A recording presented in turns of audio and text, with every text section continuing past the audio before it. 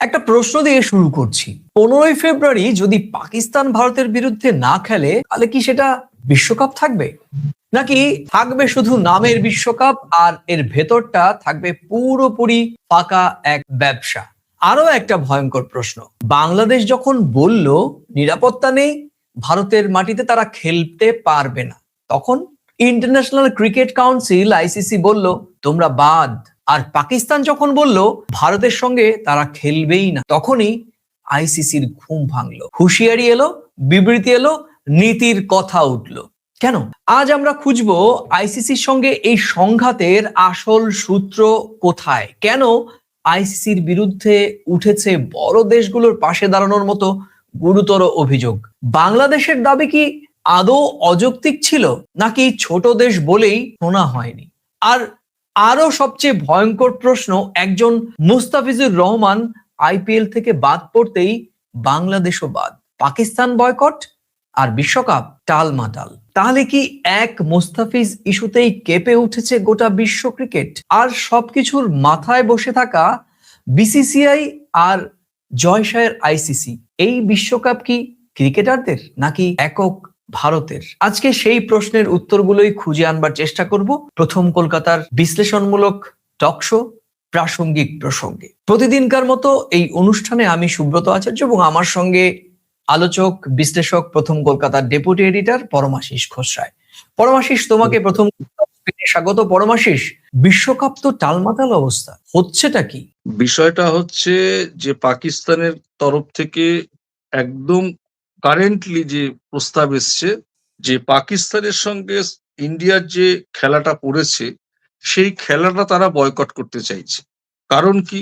কারণ আইসিসির কিছু সিদ্ধান্তহীনতা, সিদ্ধান্তের নানা রকম দৃষ্টিভঙ্গি বাংলাদেশের জন্য একরকম, সেই জায়গা থেকে তারা একটা স্ট্যান্ড পয়েন্ট নেয় যে আমরা খেলবো কিন্তু ভারতের মাটিতে খেলবো না। সেই জায়গায় শেষ পর্যন্ত নানান জল ঘোলার পরে ক্রাইসিস ম্যানেজার, বোর্ড মিটিং, অনেক কিছুর পরেও শেষ পর্যন্ত বাংলাদেশকে বাদ দেওয়া হলো। আমরা দেখলাম কি, বোর্ড মিটিং এ একমাত্র বাংলাদেশকে সমর্থন করেছিল পাকিস্তান। আমি তোমাকে একটু থামিয়ে জাস্ট একটু সূত্র ধরে নিচ্ছি যে এই সংঘাতের সূত্রটা আসলে কোথা থেকে।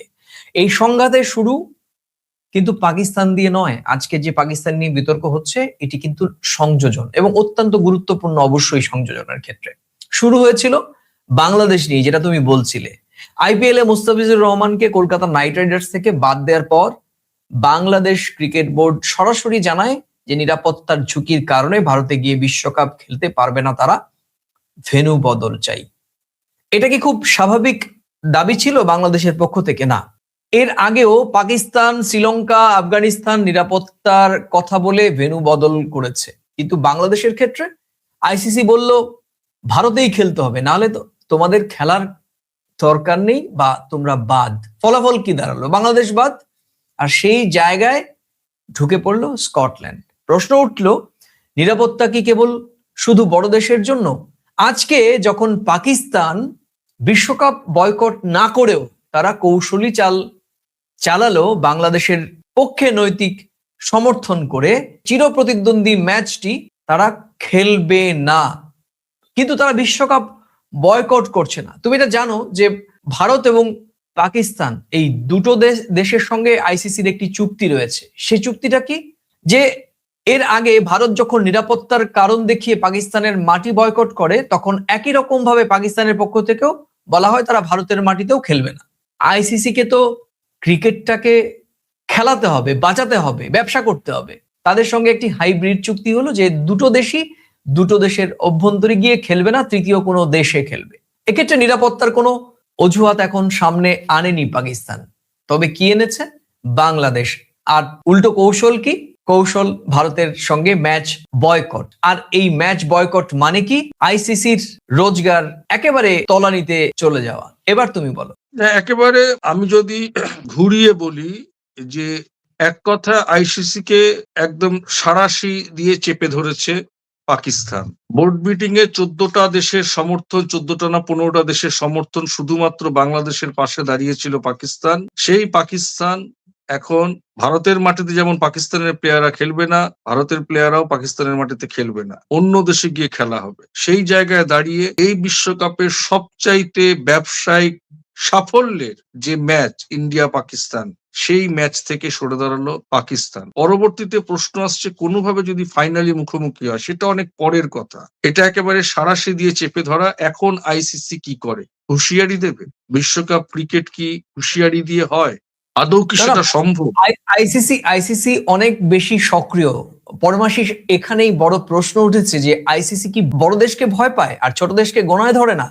কেন বলছি যে পাকিস্তান ঢুকতেই কিন্তু আইসিসির সুর বদল, যেটা বাংলাদেশের দিক থেকে দেখা গেছিল যে তারা কোনো গাই করেনি, বাংলাদেশকে উপেক্ষা করেছে এবং দীর্ঘ সময় পর তখন তারা এই ক্রাইসিস ম্যানেজার পাঠানো, ইমেইলে চালাচালি, ভিডিও কনফারেন্সে কথা বলা, সেটা একদম শেষ সময় যখন হাতে আর কোনো সময় ছিল না, সময়ের ফাঁদে ফেলেছিল বাংলাদেশকে। পাকিস্তানের ক্ষেত্রে কিন্তু সেটা আমরা দেখিনি, কারণ গতকালই যখন পাকিস্তানের সরকারি এক্স হ্যান্ডেলে বলে দেওয়া হলো যে তারা বিশ্বকাপ খেলবে কিন্তু ভারতের সঙ্গে ম্যাচ খেলবে না, তখনই কয়েক মিনিটের মধ্যেই পাল্টা সুর চওড়া করেছে আইসিসি। তাহলে কি দাঁড়ালো? বাংলাদেশ বাদ পড়ার প্রতিবাদে পাকিস্তান ঘোষণা করলো বিশ্বকাপে খেলবে কিন্তু ভারতের বিরুদ্ধে খেলবে না, আর এই ঘোষণার পরই আইসিসির পাল্টা হুঁশিয়ারি এলো। তারা কি বলল? তারা বলল যে বেছে বেছে ম্যাচ খেলা বিশ্ব ক্রিকেটের স্বার্থের পরিপন্থী, এতে বিশ্ব ক্রিকেটের বাস্তুতন্ত্র ক্ষতিগ্রস্ত হবে। একটা প্রশ্ন আসে সঙ্গত কারণে পরমাশিস, যে বাংলাদেশ বাদ দেওয়ার সময় এই বিশ্ব ক্রিকেটের স্বার্থটা কোথায় দেখেছিলেন আইসিসির শীর্ষ কর্মকর্তারা? বাংলাদেশ বাদ গেলে আইসিসির ব্যবসায় ক্ষতি হয়নি, কিন্তু পাকিস্তান ভারত ম্যাচ না খেললে ক্ষতি হবে। এখন তারা কি আসল ভাবছেন? জায়গাটায় হাত দিয়েছে পাকিস্তান। এখন আইসিসি কি ভাবছেন? কারণ আইসিসির কাছে যে বিষয়গুলো এখন বড় প্রশ্ন, সেটি হচ্ছে সম্প্রচার সত্ত্ব, স্পন্সর, বিজ্ঞাপন, টিকিট বিক্রি, এই সবই তো এখন কার্যত ধস। এটা তো হওয়ারই ছিল। আমি আগেও বলেছি যে তুমি লজিস্টিক যেমন দেখবে, তুমি ব্যবসাটা তো দেখবে। বাংলাদেশ বাদ পড়লো, পাকিস্তান, ইন্ডিয়া পাকিস্তানের খেলা হবে না। এবার আইসিসি বুঝুক, আইসিসি এবার বুঝুক। বিসিসিআই এর কর্মকর্তাও যে আইসিসির কর্মকর্তাও সে, এই কর্মকর্তার পাল্লা ভারী দিয়ে একটা আন্তর্জাতিক সংগঠন কখনো তার সিদ্ধান্ত, তার পরিচালন পদ্ধতি এরকম ভাবে করতে পারে না। যেদিকে পাল্লা ভারী সেদিকে নিয়ন্ত্রণ থাকবে, তার নিরপেক্ষতা থাকে।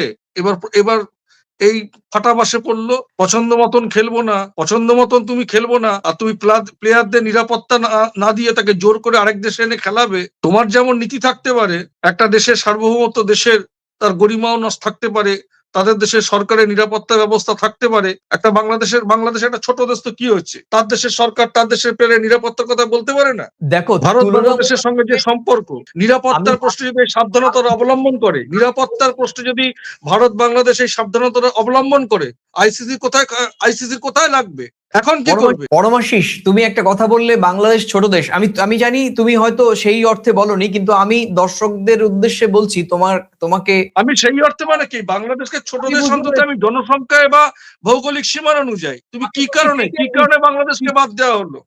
ক্রিকেট বিশ্বে বাংলাদেশ একেবারেই ছোট নয়, কারণ ক্রিকেট বিশ্বে ক্রিকেটের ভক্তদের বা ক্রিকেট দর্শকের নিরিখে মোট দর্শকের মধ্যে বাংলাদেশের দর্শক সংখ্যা 20%।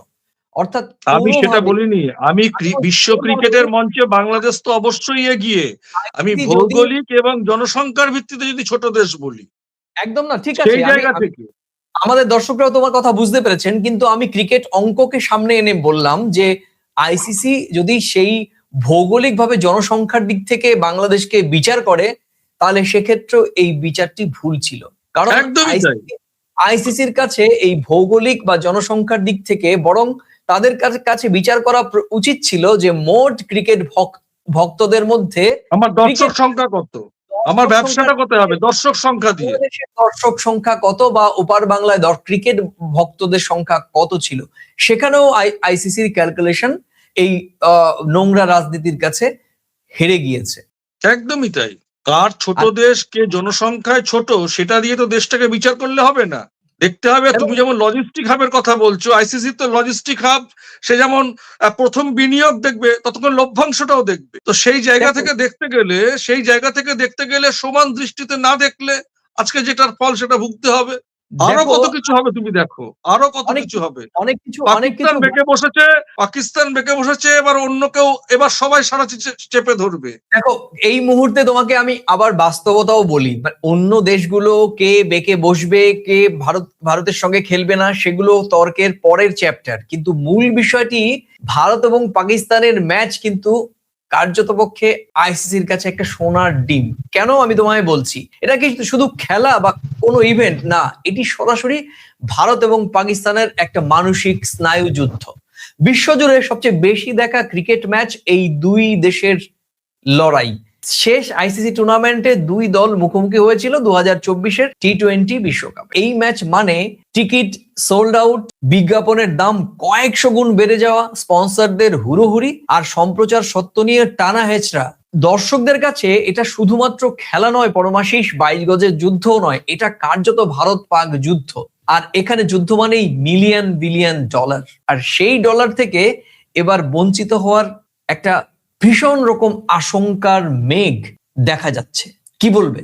স্বাভাবিক, মানে এই জাতীয় খেলায় ভারত পাকিস্তান একটা বড় বাজার, সেই বাজারে যদি কেউ বিঘ্ন ঘটায়, পাকিস্তান যদি বেঁকে বসে, এখানে আইসিসির কি করার আছে? আইসিসি এখন নীতির কথা শোনাচ্ছে। নীতি তো সবার সঙ্গে সমান হওয়া উচিত ছিল। একটা সামান্য ইস্যুকে কেন্দ্র করে নিরাপত্তার প্রশ্নে একটা টিম অন্য দেশে গিয়ে খেলতে চাইছে, এত টানাপোড়েন করার পর এখন কি হলো? তোমার লজিস্টিকও গেল, ব্যবসাতেও মন্দা। এবার কি করবে? এখন নীতির কথা আসছে তোমাদের। এবং 7 তারিখ তো বোধহয় প্রথম খেলা শুরু হওয়ার কথা। আজকে কত তারিখ? আজকে ওই টানাপোড়েনের পরিস্থিতি। এর মাত্র দায় 5 কে দিন নেবে? বাকি রয়েছে, মাত্র 5 দিন এর বাকি দায় কে রয়েছে। নেবে? আইসিসির মতন একটা সংস্থা, 7 তারিখ থেকে খেলা, আজকে 2রা ফেব্রুয়ারি আমরা কথা বলছি, এখন টানাপোড়েন পরিস্থিতি। কেন এটা হলো? কিসের জন্য হলো? না না, আইসিসি দেখো, আইসিসি পরীক্ষায় ফেল ভাই, আমি পরিষ্কার বলছি। সেটাই তো বলছি। আইসিসি পরীক্ষায় ফেল। 22 গজের যুদ্ধের আগেই আইসিসি হেরে বসেছে, কারণ প্রথমত একদমই তাই। আইসিসি বললাম তো প্রথমে শুরুতে ভোকারটা। তুমি ব্ল্যাকমেল করবে, তোমাকে আবার এরা ব্ল্যাকমেল করছে। তুমি নেতার নীতির কথা শোনাচ্ছ যে পছন্দ মতন খেলা যাবে না। আর বাংলাদেশের একটা টিম ব্যাপারে তখন একটা টিম নিরাপত্তার জন্য এসে বলতে পারে না যে আমার নিরাপত্তা পাচ্ছি না, আমি অন্য দেশে গিয়ে খেলবো? তখন বাংলাদেশের নীতি আসে ব্যাপারে না। আইসিসি আবার তুমি রিপোর্ট দিচ্ছ আন্তর্জাতিক মানে নিরাপত্তা সংস্থাকে দিয়ে যে এই থ্রেটিং আসতে পারে। তুমি নিরাপত্তাকে বাংলাদেশ গুরুত্ব দিচ্ছ, তুমি আন্তর্জাতিক সংস্থাকে দিয়ে তুমি তদন্ত করাচ্ছ, রিপোর্টটা সেইভাবে দিচ্ছ, আবার তুমি নিরাপত্তাকে গুরুত্ব দিচ্ছ না। যখন কেউ বলছে আমার নিরাপত্তার প্রশ্নে আমি ওখানে যাব না। পরমাশিস, বাংলাদেশের ব্যাপারে তুমি মুখে কুলুপ এঁটে বসেছিলে, আর পাকিস্তান যখন হুমকি দিল ভারতের সঙ্গে ম্যাচ খেলবে না, এখন তুমি হরহরি কম্প। কেন ভাই এই দ্বিচারিতা কেন? আজকে এই নোংরা রাজনীতি ঢুকিয়ে গোটা বিশ্বের কাছে, এই ক্রিকেট প্রেমীদের কাছে আজকে আইসিসি কি কতটা খেলোতে পরিণত হয়েছে পরমাশিস? ওই যে বেশি পাল্লা ভারী দৌড়তে যেদিকে গেছে, পাল্লা ভারী, এ তো নিরপেক্ষতা। দুদিক দু চোখ দিয়ে যদি না দেখো কোনো কিছু, তুমি যেদিকে পাল্লা ভারী তার পক্ষে কথা বলবো। এবার ফলটা বোঝো। দেখো শুধু আজকের হিসেব যেটা দেখা যাচ্ছে, 15 ফেব্রুয়ারি যদি ম্যাচ পাকিস্তান ভারতের সঙ্গে না খেলে, পাকিস্তানেরও কিন্তু ক্ষতি হবে। সরাসরি যে ক্ষতি হবে, আমি তার একটু ব্রিফ করছি তোমাকে। যে প্রথমত হচ্ছে যে এটা কোটি কোটি টাকার সম্প্রচার ক্ষতি, স্পন্সরদের সঙ্গে চুক্তি দুর্বল হবে, বিশ্বকাপের উত্তেজনা পড়ে যাবে, আইসিসির ব্র্যান্ড ভ্যালু কমবে, পাকিস্তান নিজেও ক্ষতিগ্রস্ত হবে, সরাসরি তারা 2 পয়েন্ট হারাবে, নেট রান রেটে তারা মার খাবে, গ্রুপ থেকে উঠে আসা কঠিন হবে। তাহলে তো পাকিস্তানেরও ক্ষতি হচ্ছে পরমাশিস। হ্যাঁ, পাকিস্তানের তো ক্ষতি হবে। দেখো এখানে ক্ষতিটা জেনেই তারা এই প্রতিবাদটা করছে। এটাকে বলে নিঃস্বার্থ লড়াই। আমি ভারতের মাটিতে বসে পাকিস্তানের পক্ষে কথা বলছি, নট দ্যাট। আমি ক্রিকেটের স্বার্থ, ক্রিকেটের গরিমা, যারা আমরা ক্রিকেট লাভার, একটা পাকিস্তানের ভালো ক্রিকেট প্লেয়ার যদি ভালো খেলে আমরা তার প্রশংসা করব না? বা পাকিস্তানের কোনো ক্রিকেট দর্শক ইন্ডিয়ার কোনো প্লেয়ারের প্রশংসা করে না? আমরা যখন ক্রিকেট মাঠে বসি, ক্রিকেট খেলা দেখি, সব বিদ্বেষ সবকিছু ভুলে গিয়ে আমরা ক্রিকেটের মাঠে যাই, আমরা ক্রিকেট লাভার হিসেবে। এখানে তো ক্ষতি যে নেই। আজকে বাংলাদেশের ক্ষতি হলো না? তাদের কি অপরাধ ছিল যে তারা একটা নিরাপত্তার কথা ভেবে তাদের একটা উন্নত মানের প্লেয়ার, যাকে ভারত মুস্তাফিজুরকে এত কোটি টাকায় রফা করে কোনো একটা অপশক্তির কাছে থ্রেটিং এর এগেনস্টে, যেটা আমাদের জানা আবার আমাদের অজানা, আমরা বাদ দিয়ে দিলাম চুক্তি করেও। বিসিসিআই। সেই জায়গা থেকে বিসিবি যে সিদ্ধান্ত নিয়েছে সেই সিদ্ধান্তকে তারা নৈতিকভাবে সমর্থন জানিয়েছিল, কিন্তু সেখানেও তারা বিতর্কের মুখে পড়েছে। তারা আজকে প্রমাণ করে দিল যে আমরা ইন্ডিয়ার সঙ্গে খেলবো না, ক্ষতি হবে জেনেও। এটাকেই বলে ক্রিকেট লাভার। আর এখানেই আইসিসির বিরুদ্ধে আবার নতুন করে প্রশ্ন তৈরি হচ্ছে যে তারা কেন শুধু বড় দেশের পাশে দাঁড়াচ্ছে বা বড় দেশকে নিয়ে ভাবছে। এই মুহূর্তে আইসিসি আরো বিতর্কের মুখে পড়বে, আরো বিতর্কের মুখে পড়বে আইসিসি। তুমি দেখো না, দেখতে থাকো। দেখো, বিতর্ক কিন্তু অনেক গভীরে, কারণ আইসিসির ক্ষমতার কেন্দ্রে সবচেয়ে প্রভাবশালী ব্যক্তিটির নাম জয় শাহ। তিনি একসঙ্গে আইসিসির শীর্ষ নেতৃত্বে এবং একই সঙ্গে ভারতীয় ক্রিকেট বোর্ডের ক্ষমতার কেন্দ্রবিন্দুতেও। তাই এখন প্রশ্ন এটাই সামনে এসেছে যে আইসিসির সিদ্ধান্ত কি নিরপেক্ষ, নাকি শুধুই ভারতের স্বার্থ রক্ষাকারী। বাংলাদেশ বাদ গেলে ভারতের কোনো ক্ষতি হয়নি, কিন্তু পাকিস্তান ভারত ম্যাচ বাদ গেলে ক্ষতি হবে আইসিসির আয়ে, স্পন্সরশিপে এবং অবশ্যই সম্প্রচার বাণিজ্যে। এই কারণেই কি আইসিসি এতটা আতঙ্কিত হয়ে কয়েক মিনিটের মধ্যেই প্রতিক্রিয়া বা হুঁশিয়ারি দিতে শুরু করেছে? একদমই তাই।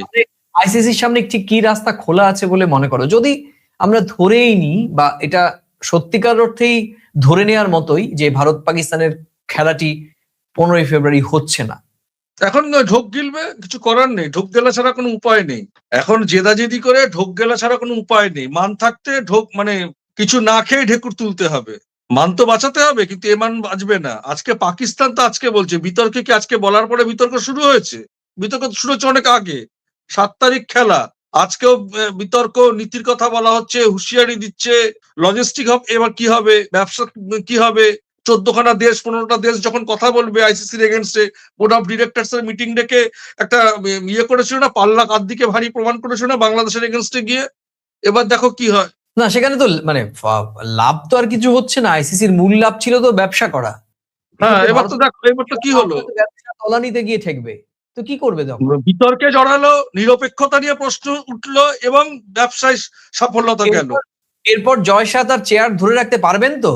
কি হয় এটা আর বলতে বাকি রাখে? কি হয়, পরিস্থিতি কি হয় যখন তুমি তোমার কোনো একটা যে কোনো জায়গায় বেসিক্যালি দেখো যে একটা কমিটি, তারা একটা কাজ পরিচালনা করবে। পরিচালনাতে বিতর্ক, পরিচালনাতে নিরপেক্ষতা নিয়ে প্রশ্ন, পরিচালনাতে লজিস্টিক হাব নিয়ে একটা বিতর্ক তৈরি হচ্ছে। আবার ব্যবসায়িক সাফল্য হচ্ছে না, অন্যরা এগেনস্টে কথা বলছে। তখন সেই কমিটির মূল্যায়ন কি ভবিষ্যতে খুব পজিটিভ জায়গায় থাকবে? আমার তো মনে হয় না। কেন্দ্রীয় স্বরাষ্ট্রমন্ত্রীর ছেলে, অমিত শাহের ছেলে জয় শাহ হতে পারে, তার বাবা একজন বড় রাজনীতিক, সেটা একটা অন্য পথ, অন্য জায়গা। কিন্তু ক্রিকেট নিয়ামক সংস্থা তো ভারতের রাজনীতির জায়গা না। একদমই তাই। আমরা শেষের দিকে যাচ্ছি। পরমাশিস, আবার সেই বাংলাদেশ প্রসঙ্গ, আবার সেই মুস্তাফিজ ইস্যু। দেখো পরমাশিস, একজন মুস্তাফিজ কিন্তু গোটা বিশ্বকাপটাকে পুরো টালমাটাল করে দিয়েছে। আমি বলবো একজন মুস্তাফিজুর রহমান নয়, বরং মুস্তাফিজুর রহমান একটি সত্য এবং ন্যায়সঙ্গত যৌক্তিক ঘটনা, যা বিশ্বকাপের সামনে রীতিমতো এক দৃষ্টান্ত তৈরি করেছে এবং সেই দৃষ্টান্তের মুখোমুখি এই মুহূর্তে বিশ্বকাপের নিয়ন্ত্রক সংস্থা আইসিসি। কি হলো? একজন মুস্তাফিজ আইপিএল থেকে বাদ গেলেন, বাংলাদেশ সরে গেল, পাকিস্তান ভারতের ম্যাচ বয়কট করলো, বিশ্বকাপ এখন সংকটে আর বিব্রত জয় শাহর আইসিসি। এটার ক্রিকেট নয় পরমাশিস, এটা এখন এক ক্ষমতার অপব্যবহারের অস্ত্র। ছোট দেশ বললে বাদ, আর বড় দেশ বললে আলোচনার টেবিলে বসো। এই দ্বিচারিতা আজ আইসিসি কে কাঠগড়ায় দাঁড় করিয়েছে। শেষ করব শুধু একথা বলেই পরমাশিস, তোমাকে অনেক ধন্যবাদ। বাংলাদেশ বলেছিল নিরাপত্তা চাই, পাকিস্তান বলছে ন্যায় চাই, আইসিসি বলছে ক্রিকেটের স্বার্থ। কিন্তু প্রশ্ন একটাই, ক্রিকেট আসলে কার? খেলোয়াড়দের নাকি কর্পোরেটদের? যদি ভারত পাকিস্তান ম্যাচ না হয়, বিশ্বকাপ হবে ঠিকই, কিন্তু উত্তেজনা থাকবে না, গল্প থাকবে না, আর আইসিসি লাভ অনেকটাই কমে যাবে। আর আজ এই প্রশ্নটাই তাই সামনে আসছে, বিশ্বকাপের জন্য ক্রিকেট নাকি ক্রিকেটের জন্য বিশ্বকাপ? প্রিয় দর্শক, আজ এই পর্যন্তই। আবার দেখা হবে নতুন কোনো প্রাসঙ্গিক প্রসঙ্গের বিষয় নিয়ে। আর এই ভিডিওর কোন অংশের সঙ্গে আপনি সহমত বা পুরো ভিডিওর মন্তব্যগুলোর সঙ্গে আপনি ভিন্নমত কিনা মন্তব্যের কলমে লিখে জানাতে পারেন। আর একই সঙ্গে ভিডিও ভালো লাগলে নিজেদের মাঝে শেয়ার করে ছড়িয়ে দিতে পারেন। তাহলে আজ এই পর্যন্তই, আবার দেখা হবে। ততক্ষণ ভালো থাকুন, সুস্থ থাকুন, নিরাপদে থাকুন। নমস্কার।